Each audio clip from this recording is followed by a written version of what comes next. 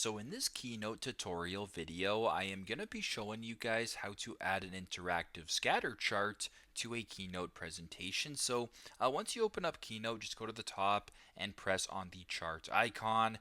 Make sure that interactive is selected. So if you're on 3D, for instance, simply just press an interactive right here.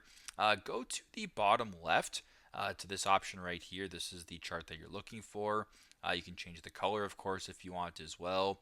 So for this demonstration, I'll just go ahead and pick the orange, yellow, and red one right here. Now, to verify that you did select the correct chart, simply just press on the chart right here, go to the right-hand side to where it says chart type. An interactive scatter, as you can tell, is the one that is selected. And if you were to slide this bar across, the data will change based on the data that you entered inside of the chart. So very simple, very straightforward.